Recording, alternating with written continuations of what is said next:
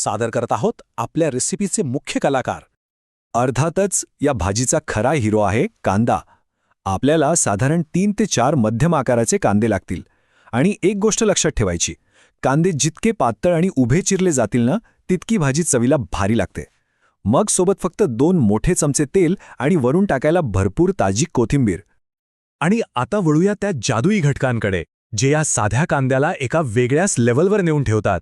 आपल्याला काय हवंय? अर्धा चमचा मोहरी, अर्धा चमचा जिरं, चिमूटभर हिंग, पाव चमचा हळद, तिखट आपल्या आवडीनुसार कमी जास्त, आणि चवीपुरतं मीठ. पाहिलं? हे अगदी रोजच्या वापरातले मसाले आहेत, पण हेच या भाजीला एकदम खमंग बनवतात. ओके, साहित्य तर सगळं जमलंय. आता ही भाजी नक्की कशी बनवायची ते बघूया. चला तर मग सुरुवात करूया. सगळ्यात आधी मस्त फोडणी. एका पॅनमध्ये मध्यम आचेवर तेल गरम करायचं. तेल चांगलं तापलं की त्यात मोहरी टाका.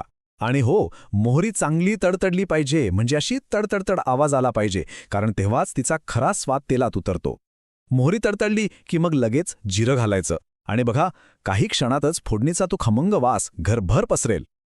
जिरं छान फुललं की गॅस थोडा कमी करा आणि त्यात टाका चिमूटभर हिंग आणि हळद. आता हे मसाले जळू नयेत म्हणून 1 सेकंडही न थांबता लगेचच तो चिरलेला कांदा पॅनमध्ये टाका आणि मग सगळं मध्यम आचेवर छान परतून घ्या.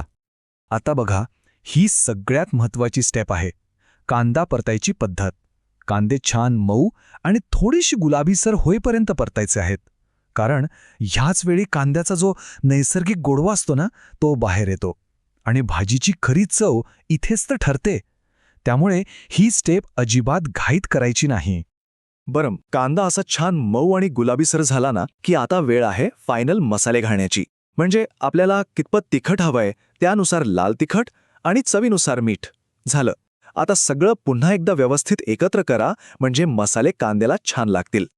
आता फक्त पॅनवर झाकण ठेवायचं आणि गॅस अगदी मंद करून कांद्याला स्वतःच्याच वाफेवर 5 ते 7 मिनिटं शिजू द्यायचं. जर मध्येच भाजी खूप कोरडी वाटली ना, तर फक्त थोडासा पाण्याचा हबका मारा आणि बस. भाजी शिजली की गॅस बंद आणि वरून भरपूर, अगदी भरपूर ताजी कोथिंबीर पेरा. क्या बात है! वाह, काय खमंग वास येतोय. आपली भाजी एकदम तयार आहे. आणि आता आपण वळूया सगळ्यात महत्त्वाच्या भागाकडे, म्हणजे ही भाजी खायची कशी. भाजी तर तयार आहे, पण तिची खरी मजा कशासोबत आहे? चला बघूया. ही गरमागरम कांद्याची भाजी आणि सोबत भाकरी, हा हा हा, त्याची मजाच वेगळी आहे. पण थांबा, ती पोळी किंवा चपातीसोबतही तितकीच मस्त लागते. आणि समजा साधं वरण भात बनवला असेल ना, तर तोंडी लावण्यासाठी या भाजीपेक्षा दुसरा चांगला पर्याय असूच शकत नाही.